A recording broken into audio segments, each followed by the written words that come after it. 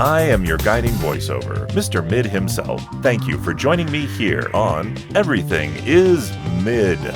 Our first season is perfect for aspiring storytellers, curious outsiders, and/or fans of FNAF who liked, loved, or hated the official Blumhouse launch of the Five Nights at Freddy's cinematic universe. Episode 6, Mike's Call to Adventure.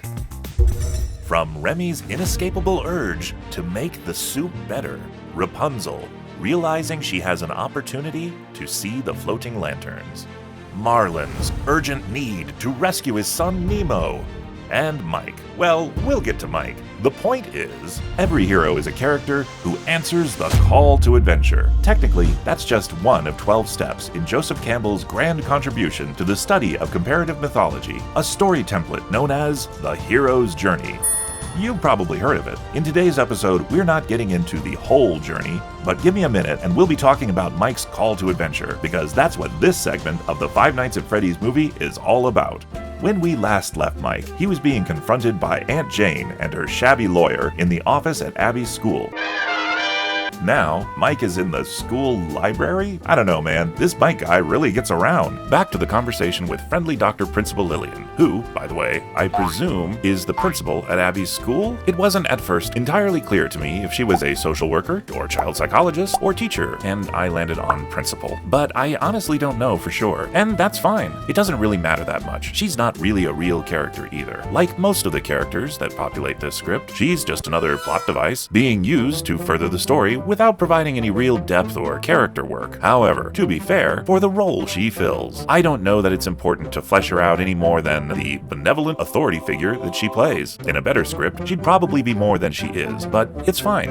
As to why evil Aunt Jane is arguing her custody case to Abby's school principal instead of, say, a judge in family court? Yeah, I don't know. I mean, I guess it's better than bringing her custody case to Abby's hairstylist, though probably about as relevant. At any rate, our benevolent authority figure is here to handle our hero's doubts, and she is clearly qualified to do so. I mean, look at all those certifications. Yeah, I get it. She totally knows her stuff. Mike reasonably concedes Abby does talk to the air more than she talks to me, and she's completely absorbed in drawing her pictures, etc., etc. This is where we learn, and this will be important later, pictures are a powerful medium to communicate, because images help us understand the world around us, what's real, and what matters most. I could be wrong, but I've got a pretty good feeling that we were just told the driving idea of this story. Understanding what's real and what matters most. Reminds me of a certain theme I recall. But then again, I guess it depends on what you believe. Now that we have two potential themes floating around, it might be a good idea to make a note of them, just to make sure we pay attention to see how they pan out. And, as you may recall, when we here at Everything is Mid want to take note of a narrative thread, capture a curious question, or pin a post-it with possibly potential themes, we like to keep track of it here, on the big board.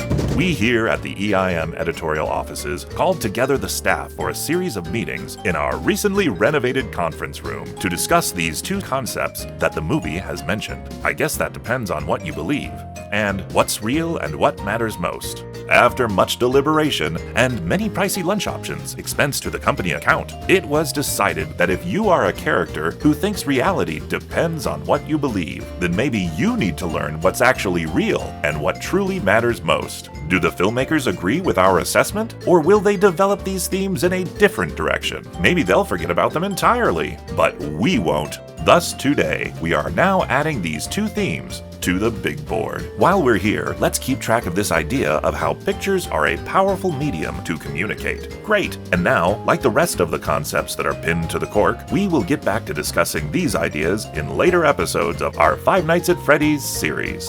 So, hi, pardon the interruption, but I thought since you are still watching the video, maybe you're enjoying the content enough to give it a like, or leave a comment, good or bad. Your being here means a lot to me, and your interaction with the channel would mean a lot to the YouTube algorithm, which would also mean a lot to me. So, subscribing, also an option, but I leave that up to you. As always, I know your time is valuable, and I thank you for spending it here. With Everything is Mid. We now return you to your regularly scheduled episode.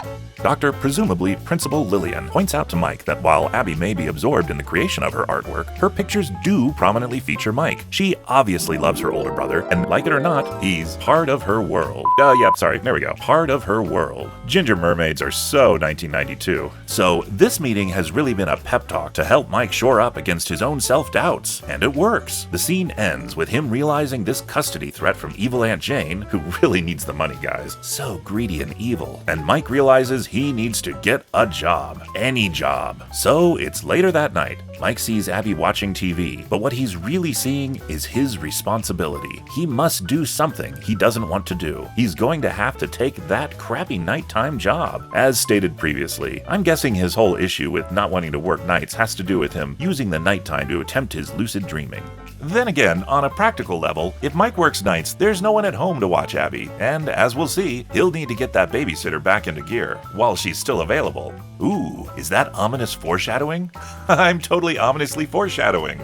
Okay, let's get back to that hero's journey stuff that I was talking about at the top of the episode. You see, Campbell's thesis states, and I'm paraphrasing here, the hero's world is flawed in some way, leaving our protagonist yearning for more. It's part of the human condition. You know, like when you have a tiny pebble in your shoe. Everything else can be alright, but there's something nagging at you that yearns to be addressed. And how we address that yearning in our own lives can not only lead to our personal growth, but it can contribute to fixing a larger problem in society and making the world a better place. If we can go on an inner quest to get in touch with our guiding intuition, that intuition that could help us overcome the personal challenges that haunt us, and if we as individuals could answer that call to adventure that leads us to slay the psychological dragons which prevent each of us from living our better lives, well then how could the world not become a better place? However, when the opportunity for such adventure arises, when the hero gets that call to adventure, the hero does not always answer the call. Sometimes, the hero lets that call go to voicemail. Maybe the hero doesn't understand the significance of the quest at hand. Maybe they're just too scared. Or maybe they'd like to go on the quest, but they think their hands are tied. Whatever the hero's reason, Campbell calls this the refusal of the call.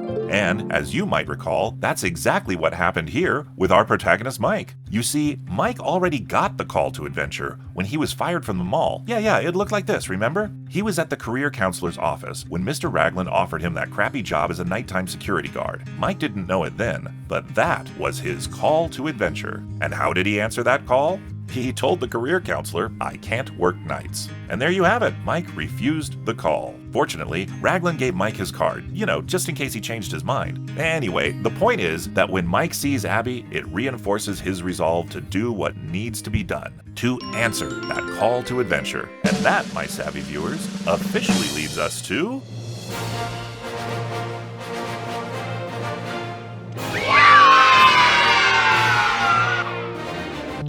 You've been watching Mike's Call to Adventure. In our next episode, we'll enter the world of Fazbear Entertainment, past and present. We'll finally meet the infamous Freddy and his animatronic amigos, and Mike's recurring dream gets a creepy new twist in First Night at Freddy's. We'll be seeing ya.